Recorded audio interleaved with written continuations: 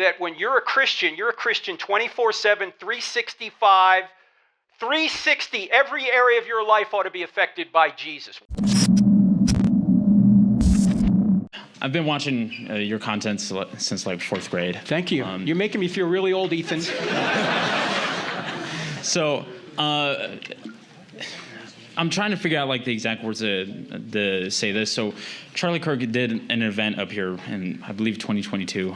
And me and my mom went there, and I got to ask him a question on how can we be courageous in whatever career field we're in. Because like for me, I'm not going into like apologetics or anything like that as like a career, but I want to glorify God in what I'm doing, and also stand up for the gospel. How do we do that responsibly without being arrogant and without being like mean? And then also, what's like the line that we draw between like staying silent and then also standing up for God's What's the last part of it? We draw a line between what? Between like staying silent in some situations or like standing up for God's truth. Well, Jesus said you have to be as wise as serpent and innocent as doves. You can't fight every battle. But if you're never speaking up, let me put it this way. If somebody doesn't hate you, you're doing something wrong. Okay?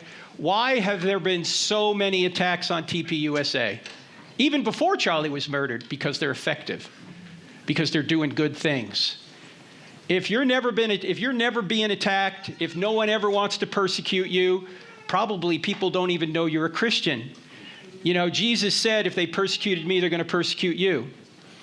Paul said, anyone who lives a faithful life in Christ Jesus will be persecuted. So if nobody's persecuting you, it might be that nobody really knows you're a Christian, you're not living it out. So you have to pick your spots. You can't be so obnoxious that you're not making any headway. You've got to be able to pick your spots. So it really depends on the situation. But it's a great question because too many people today are silent when if everyone realized, like Charlie did, that when you're a Christian 24/7, 365, 360. Every area of your life ought to be affected by Jesus. If you're a Christian, what area of your life should not be affected by Jesus? Every area. When you go to church, you should be a Christian. When you go home, you ought to be a Christian. At work, you ought to be a Christian. Online, you ought to be a Christian. In the voting booth, you ought to be a Christian. You ought to be a Christian everywhere, and that's one of the things I loved about Charlie. In fact, I said to Charlie, I've been looking for you for 30 years. A Christian, an evangelical Christian who realized that you could make a difference in politics and the culture for Christ. Everybody else was too scared to speak up. He wasn't. He was bold. You know what he said about courage? He said, what I love about courage is it doesn't take any skill.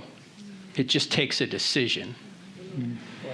All you've got to do is decide. And by the way, courage is not the absence of fear. You wouldn't need courage if you weren't afraid, right? Courage is, I'm going to do what's right. And Charlie said this as well. I'm going to do what's right even when I don't know the outcome.